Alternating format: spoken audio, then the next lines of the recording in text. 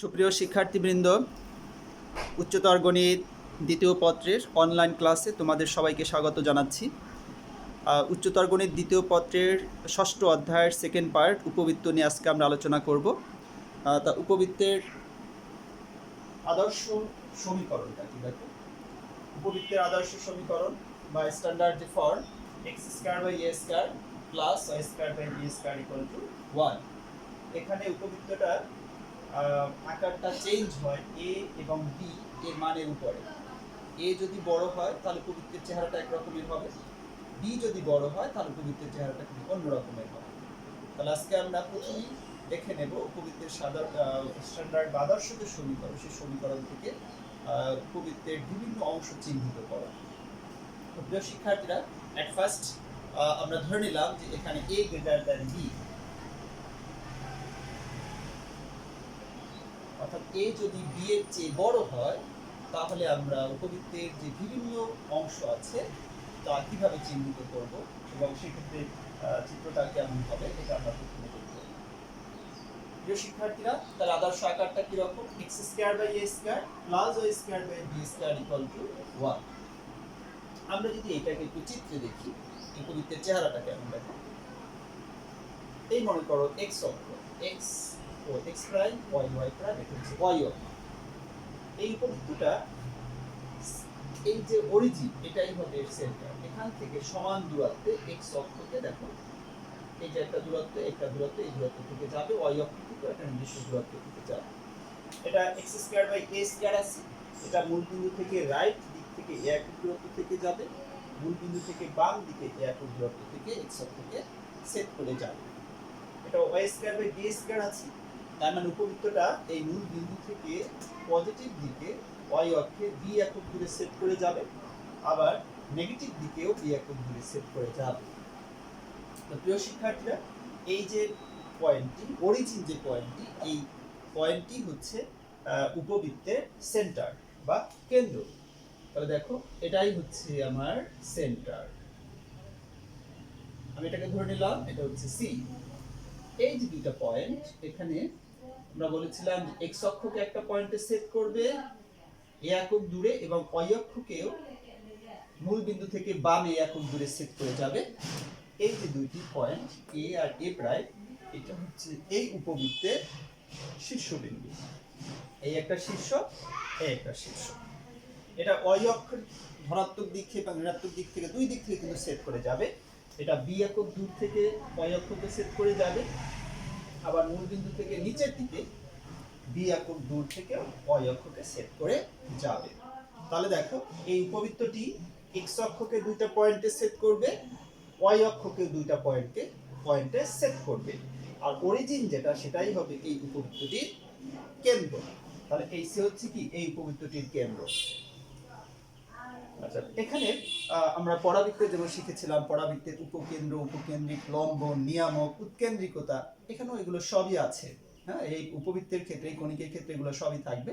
উপবৃত্তের ক্ষেত্রে দেখা যাবে এই শীর্ষবিন্দু দুইটা, হ্যাঁ, তারপরে তোমার অক্ষ ওখানে ছিল পরাবৃত্তের ক্ষেত্রে একটা, উপবৃত্তের ক্ষেত্রে দেখা যাবে সব দুইটি দুইটি পাওয়া যাচ্ছে।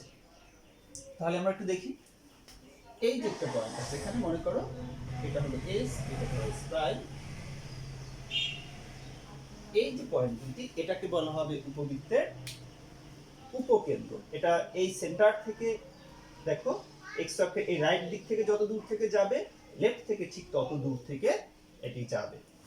আমরা একটু দেখে নিচ্ছি। তাহলে এই দুইটা কি এই উপবৃত্তের উপকেন্দ্র। এই উপকেন্দ্র থেকে আমরা যদি দুইটি লম্ব আঁকি, দেখো উপকেন্দ্র থেকে যাবে, তাহলে আমরা এটাকে কি বলবো বলো? উপকেন্দ্রিক লম্ব। তাহলে এই রেখা দুটি কি বলো? উপকেন্দ্রিক লম্ব। আর এই যে পয়েন্ট একটি আর এটি হচ্ছে কি উপকেন্দ্র। তাহলে উপকেন্দ্র কয়টা? এস, এস প্রাইম, এই একটা উপকেন্দ্র, এই একটা উপকেন্দ্র। শীর্ষবিন্দু, এই একটা শীর্ষবিন্দু, এই একটা শীর্ষবিন্দু। প্রিয় শিক্ষার্থীরা, পরাবৃত্তে আমাদের নিয়ামক ছিল, এখানে উপবৃত্তের ক্ষেত্রেও আমাদের নিয়ামক রেখা আছে। দেখো, তাহলে এই যে দুইটি রেখা, একটি রেখা, একটি রেখা, এই রেখা দুইটি হচ্ছে এই উপবৃত্তের নিয়ামক রেখা। নিয়ামক রেখা একটা, এ একটা নিয়ামক রেখা, এ একটা শীর্ষবিন্দু, এ প্রাইম একটা শীর্ষবিন্দু, এস একটা উপকেন্দ্র, এস প্রাইম একটা উপকেন্দ্র, সি হচ্ছে সেন্টার। তাহলে আমাদের আর কি দরকার? অক্ষ। এক্ষেত্রে অক্ষ দুইটি। আমরা যদি চিত্রটা একটু খেয়াল করি, এই যে দিকটা, এই দিকটা অক্ষটাকে এক্স অক্ষকে দৈর্ঘ্যটা একটু বেশি অংশ ছেদ করেছে, এই দৈর্ঘ্যটা কিন্তু বড়, এই দিকে ওয়াই অক্ষের দৈর্ঘ্যটা কিন্তু একটু ছোট।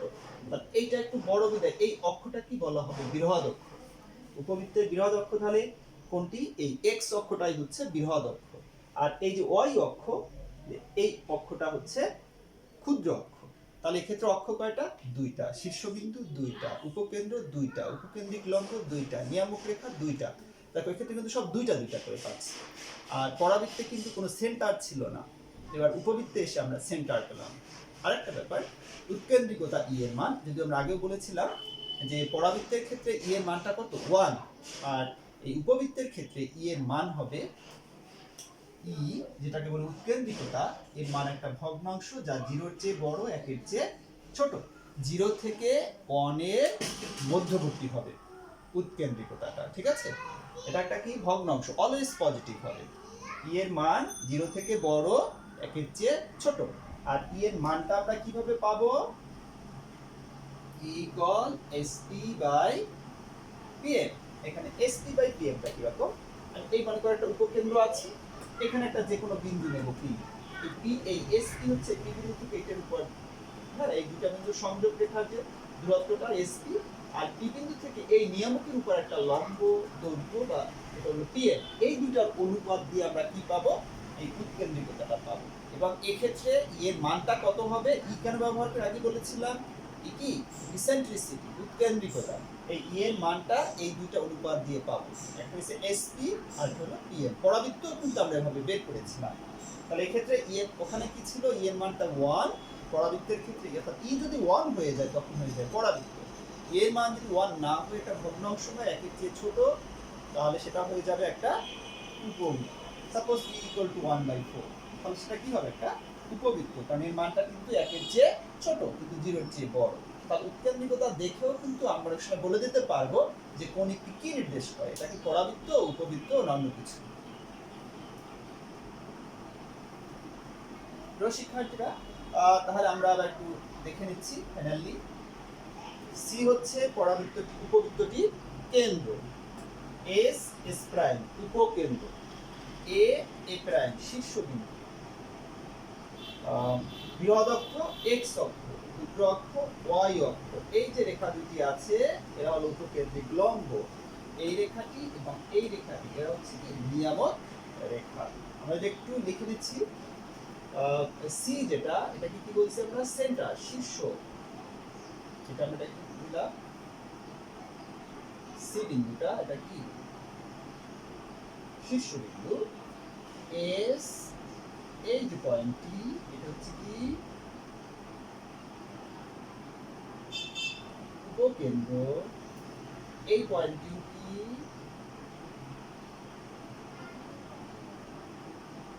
উপকেন্দ্র। এই যে রেখাটি, এই যে রেখাটি, এই রেখাটা কি?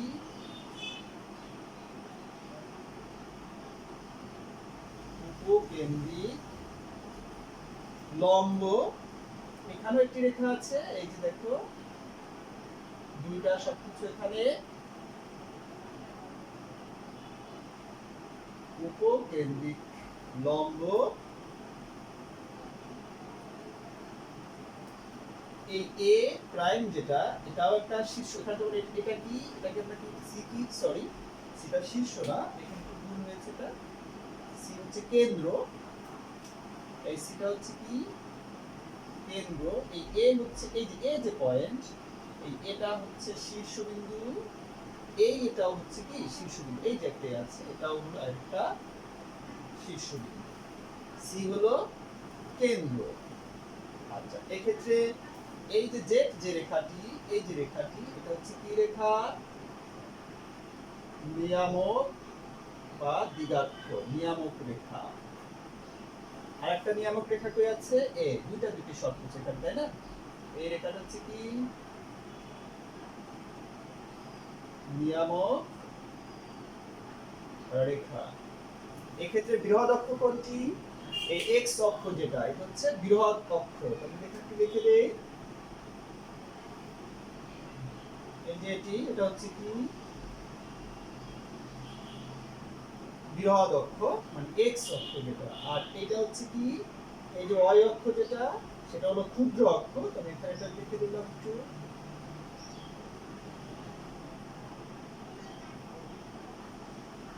একটা হচ্ছে বৃহৎ অক্ষ আর একটা হচ্ছে ক্ষুদ্র অক্ষ। আচ্ছা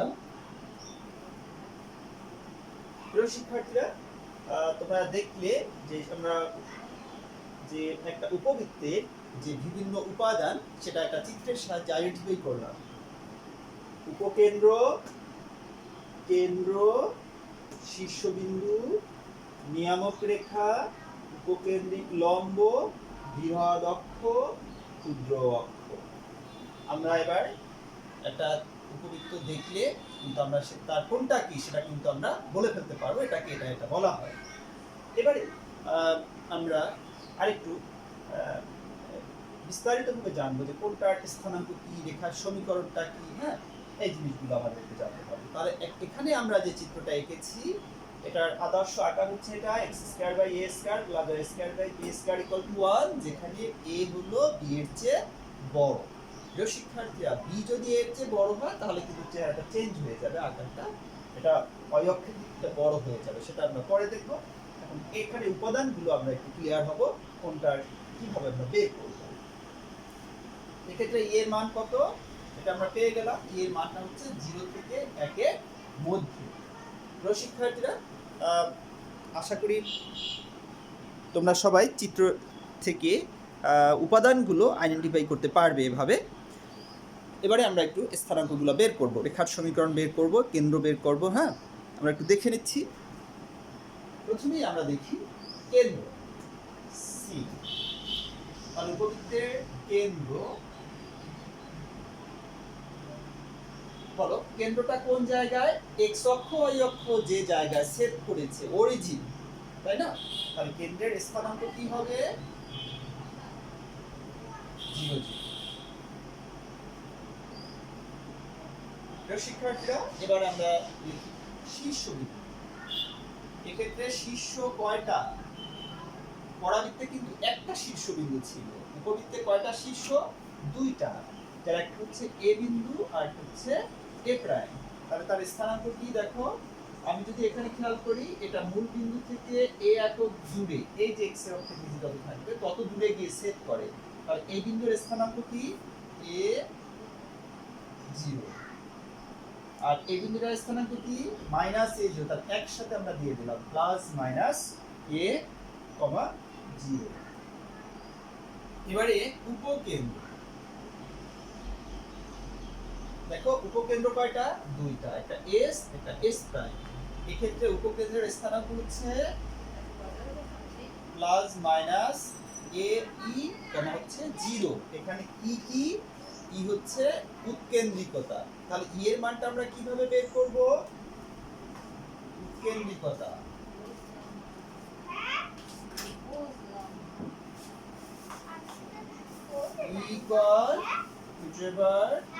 √1 - b²/a²। এই সূত্র দিয়ে আমরা ই এর মানটি বের করতে পারবো। √1 - b²/a²। ই যদি জানা হয়ে যায় তাহলে কিন্তু আমরা এখান থেকে উপকেন্দ্র বের করতে পারবো। আরেকটু বলি শীর্ষবিন্দুটা কেন 0 হলো। এক্ষেত্রে এই উপবৃত্তের শীর্ষবিন্দু কোন অক্ষের উপরে, এক্স অক্ষের উপরে। তাহলে এক্স অক্ষের উপরে কোটির মান কি 0, এই কারণে এটা 0, তাই না? ঠিক একই ভাবে উপকেন্দ্রটা দেখো অক্ষের উপরে থাকে, বৃহৎ অক্ষের উপরে থাকে। তাহলে এক্স অক্ষ যেহেতু বৃহৎ অক্ষ, তাহলে কোটির মান ওয়াই এর মানটা কি হবে 0 হবে। উৎকেন্দ্রিকতা ই এর মান আমরা অনুপাতটা এভাবে বের করতে পারবো। এরপরে উপকেন্দ্রিক লম্ব কয়টা, একটা দুইটা, উপকেন্দ্রিক লম্ব দুইটা, এর দৈর্ঘ্য তো সেম হবে, তাই না? আর বৃহৎ অক্ষ কোনটা, এক্স অক্ষ। বৃহৎ অক্ষের দৈর্ঘ্যটা বের করে আগে একটু, বৃহৎ অক্ষের দৈর্ঘ্য এটা হলো কত, টুয়াইস a, এদিকে a এদিকে b। ক্ষুদ্র অক্ষের দৈর্ঘ্য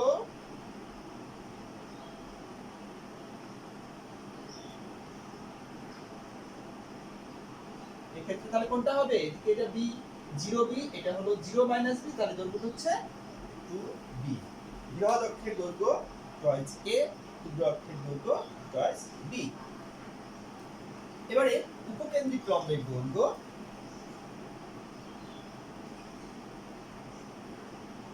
উপকেন্দ্রিক লম্বের দৈর্ঘ্য এটা হচ্ছে 2b²/a। উপকেন্দ্রিক লম্বের দৈর্ঘ্য 2b²/a। আমরা 7টি সূত্র লিখে ফেললাম। প্রিয় শিক্ষার্থীরা, আমরা আবার একটু দেখে নিচ্ছি।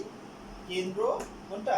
এই যে সি, স্থানাঙ্ক 0 0, সেন্টার সি, শীর্ষবিন্দু এই যে এ, এ প্রাইম, স্থানাঙ্ক এ 0 মাইনাস এ 0, দুইটা, একটা প্লাস এ 0, একটা মাইনাস এ 0। উপকেন্দ্র প্লাস মাইনাস এ ই কমা হচ্ছে 0। ই হচ্ছে কি? উৎকেন্দ্রিকতা, তাই না? উৎকেন্দ্রিকতা ই এর মান কি? √1 মাইনাস b²/a²। এখান থেকে এ আর বি যদি জানা থাকে আমরা এখানে বসিয়ে দিলে ই এর মানটা পেয়ে যাব। আর ই এর মান কত এক্ষেত্রে পাবে? সব সময় 0 থেকে বড়, 1 এর চেয়ে ছোট এরকম একটা ভগ্নাংশ পাবে। বৃহৎ অক্ষের দৈর্ঘ্য, এক্ষেত্রে বৃহৎ অক্ষ হচ্ছে x অক্ষ, এই দৈর্ঘ্যটা কিভাবে বের করবে? 2a, আর এবি কিন্তু আমরা এই যে ab এখান থেকে পাবো। ক্ষুদ্র অক্ষের দৈর্ঘ্য এই যেটা কত? 2b। আর উপকেন্দ্রিক লম্বের দৈর্ঘ্য, একটু উপকেন্দ্রিক লম্ব, একটু উপকেন্দ্রিক লম্ব, উভয়ের দৈর্ঘ্য যেহেতু সেম হবে, দৈর্ঘ্যটা আমরা এভাবে বের করতে পারবো 2b²/a। এবারে আমরা আরো কিছু উপাদান আইডেন্টিফাই করি।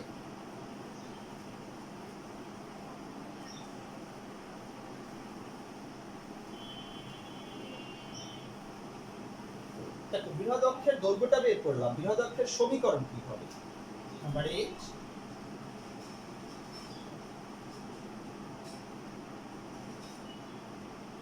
বৃহৎ অক্ষের সমীকরণ। প্রিয় শিক্ষার্থীরা, এক্ষেত্রে আমাদের বৃহৎ অক্ষ কোনটি? x অক্ষ। তার x অক্ষের সমীকরণ কি? y = 0। ক্ষুদ্র অক্ষ কোনটা?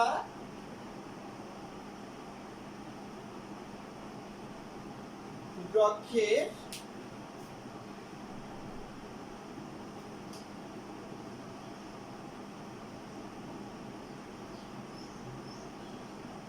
ক্ষুদ্র অক্ষ হচ্ছে y অক্ষ। তাহলে y অক্ষের সমীকরণ আমরা জানি x = 0। এবারে উপকেন্দ্রিক যে লম্ব, সেই লম্বের সমীকরণটা কি হবে? আমরা দৈর্ঘ্যটা বের করেছিলাম, এই উপকেন্দ্রিক লম্বের সমীকরণ।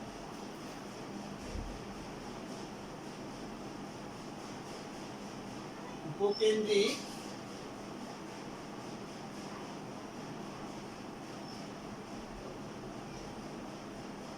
উপকেন্দ্রিক লম্বের সমীকরণ।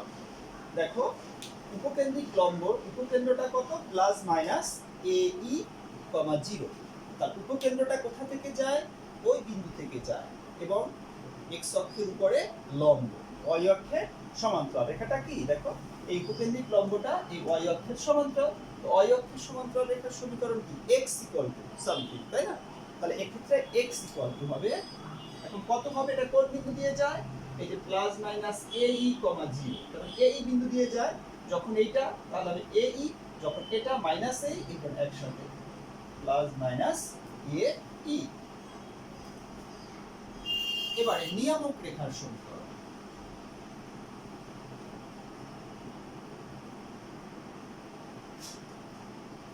নিয়ামক রেখার সমীকরণ। প্রিয় শিক্ষার্থীরা, নিয়ামক কয়টা? দুইটা। এবার নিয়ামক কিন্তু এই উপকেন্দ্র থেকে আরো দূর থেকে যাবে, তাই না? এই নিয়ামক রেখা কোন অক্ষের সমান্তরাল? y অক্ষের সমান্তরাল। নিয়ামক রেখা উপকেন্দ্রিক লম্বের সমান্তরাল, কিন্তু অক্ষের উপরে লম্ব। এক্ষেত্রে তাহলে ইকুয়েশনটা হবে x = প্লাস মাইনাস a/e। এখন a/e কেন? এটাই গুণ, এটা ভাগ। দেখো, e এর মানটা কিন্তু ভগ্নাংশ, e এর মান উপর ডিপেন্ড করবে। যখন এর মান হাফ, তাহলে কিন্তু এটা মূলবিন্দু থেকে আরো দূরে সরে যাবে, দৈর্ঘ্যটা আরো বাড়বে, তাই না? সেই হিসাবে এটা x = প্লাস মাইনাস a/e। কয়টা এখানে? প্লাস দিলে এই একটা ইকুয়েশন পাবে, মাইনাস দিলে আরেকটা ইকুয়েশন পাবে।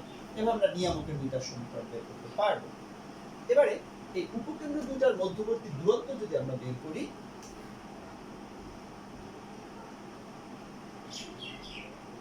উপকেন্দ্র দ্বয়ের মধ্যবর্তী দূরত্ব। তাহলে এক্ষেত্রে দেখো এখানে এই, এদিকে এই, জাস্ট দূরত্বটা হবে এই, এটা মাইনাস সি, কিন্তু দূরত্ব তো পজিটিভ, তাহলে এই এটা কি হবে 2ai। এটা হচ্ছে উপকেন্দ্র দ্বয়ের মধ্যবর্তী দূরত্ব 2ai। এবারে আমরা এখান থেকে নিয়ামক দ্বয়ের দূরত্বটা বের করতে পারি।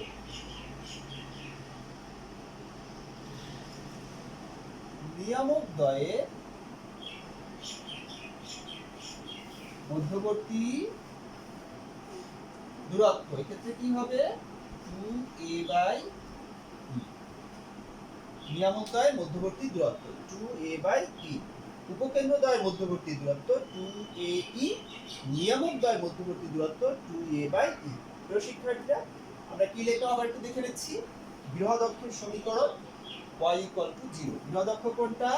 x অক্ষ, তার সমীকরণ y = 0। ক্ষুদ্র অক্ষের সমীকরণ, ক্ষুদ্র অক্ষ কোনটি? y অক্ষ, তার সমীকরণ কি? x = 0।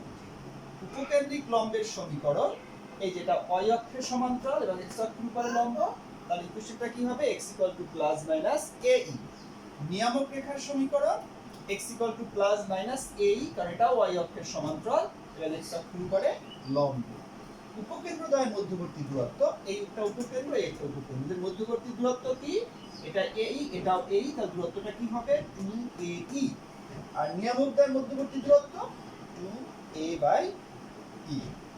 তাহলে আমরা এখানে কিন্তু একটা উপবৃত্ত থেকে দেখো 13টি জিনিস কিন্তু আইডেন্টিফাই করে ফেললাম। তার আশা করি তোমরা সবাই বুঝতে পেরেছো।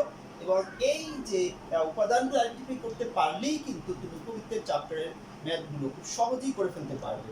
এই চ্যাপ্টারের ম্যাথগুলো করা খুবই ইজি যদি তুমি শুধুমাত্র উপাদানগুলো ভালোভাবে আইডেন্টিফাই করতে পারো, সূত্রগুলো ভালোভাবে আয়ত্ত করতে পারো।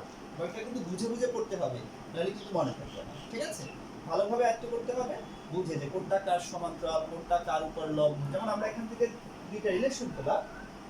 উপকেন্দ্রিক লম্ব কি হবে? ক্ষুদ্র অক্ষে তার সমান্তরাল হবে, y অক্ষের সমান্তরাল হবে, নিয়ামক রেখা সমান্তরাল হবে, x অক্ষের উপরে লম্ব হবে। ঠিক নিয়ামক রেখাটাও একই ভাবে x অক্ষের উপরে লম্ব হবে, y অক্ষের সমান্তরাল হবে, উপকেন্দ্রিক লম্বের সমান্তরাল হবে। তা প্রিয় শিক্ষার্থীরা, আশা করি তোমরা সবাই বুঝতে পেরেছো। আমরা যে সমীকরণটি দেখিয়েছি সেখানে এটা কি b এর চেয়ে বড়, সেটা ধরে কিন্তু আমরা এই উপাদানগুলো আইডেন্টিফাই করলাম। কিন্তু যদি b বড় হয়ে যায়, b যদি বড় হয় সেক্ষেত্রে কি হবে আমরা একটু খুব সহজেই দেখে দিচ্ছি। এবং তুমি যদি এই সূত্রগুলো জেনে থাকো তাহলে কিন্তু ওইটা তোমার আলাদাভাবে বুঝতে পারার দরকার নেই, তুমি নিজেই লিখতে পারবা। কিভাবে দেখো,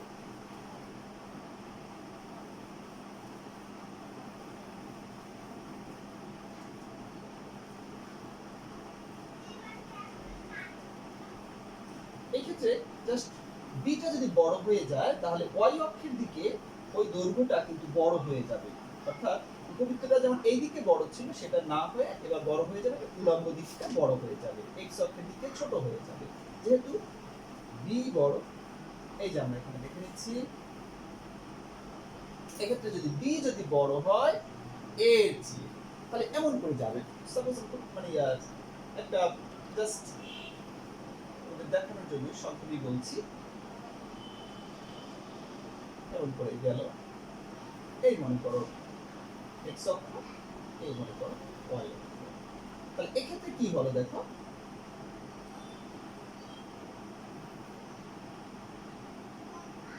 এক্ষেত্রে x অক্ষ y অক্ষ, এই হলো x অক্ষ, এই হলো y অক্ষ,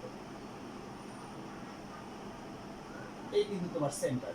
তাহলে যেহেতু বিটা বড়, এবার কিন্তু এই দিকটা বড় হয়ে গেছে, দেখছো y অক্ষের দিকটা বড় হয়ে গেছে। এবার উপকেন্দ্রটা চলে যাবে কোন অক্ষের উপরে? y অক্ষের উপরে। তাহলে এই হবে উপকেন্দ্রিক লম্ব, দেখো এই উপকেন্দ্রিক লম্ব, এখানে নিয়ামক রেখা চলে যাবে, এই দুইটা নিয়ামক রেখা, এই সেন্টার ঠিক আছে। ঠিক আছে, এবারে তাহলে সূত্রটা কি চেঞ্জ হবে? তাহলে এটা কেন বড় হলো, এদিকে চলে গেল কেন?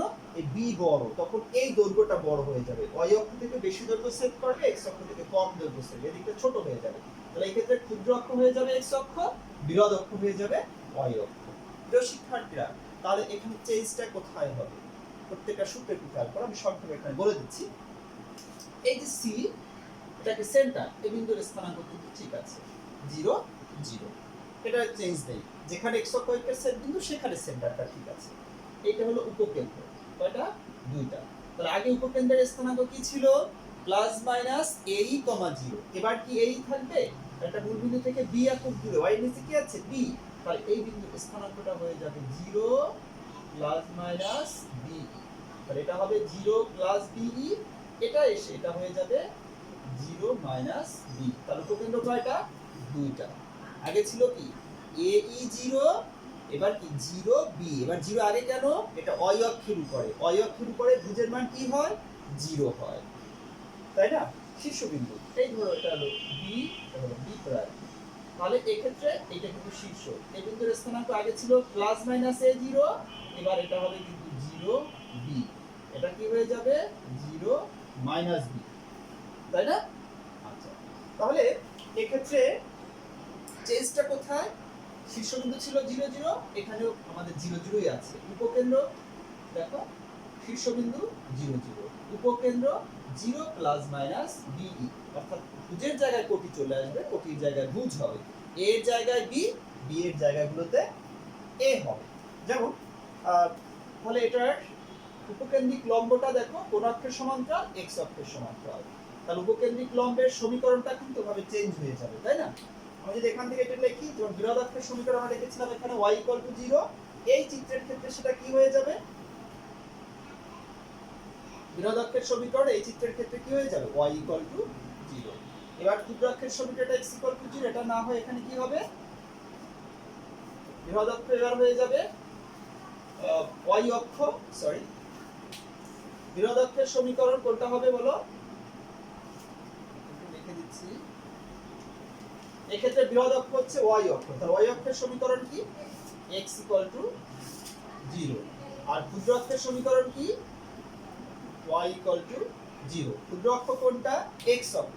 তাহলে x অক্ষের সমীকরণ কি? y 0। বৃহৎ অক্ষ কোনটা? y অক্ষ। y অক্ষের সমীকরণ কি? x 0। অর্থাৎ যেখানে x ছিল সেখানে y, যেখানে y আছে সেখানে x। উপকেন্দ্রিক লম্বের সমীকরণ দেখো, এটা উপকেন্দ্রিক লম্ব কোনটা? এটা কোন অক্ষের সমান্তরাল? x অক্ষের সমান্তরাল। তাহলে সেটা কি হবে? এবার x ছিল, x না হয়ে এটা হবে y plus minus be, a না হয়ে b হবে। নিয়ামক রেখার সমীকরণ x না হয়ে এখানে কি হবে? y। এটা কি হবে? b বাই e, এর জায়গায় b। তাহলে উপকেন্দ্র দ্বয় মধ্যবর্তী দূরত্ব, এবার উপকেন্দ্র হচ্ছে be মাইনাস b। এবার 2ae না হয়ে এটা কি হয়ে যাবে? 2be। তো শিক্ষার্থীরা, এভাবে তোমরা একটা টাইপ যদি তুমি আয়ত্ত করে ফেলতে পারো, অপরটা কিন্তু এমনিতেই লিখে দেওয়া যায়। নিয়ামক দ্বয় মধ্যবর্তী 2a বাই e না হয়ে কি হবে? 2b by e। উৎকেন্দ্রিকতা কি ছিল? e √1 - b² by a²। এবার হবে a² বাই b²। a এর জায়গায় b, b এর জায়গায়। বৃহৎ অক্ষের দৈর্ঘ্য, বৃহৎ অক্ষ কোনটা? এবার এটা।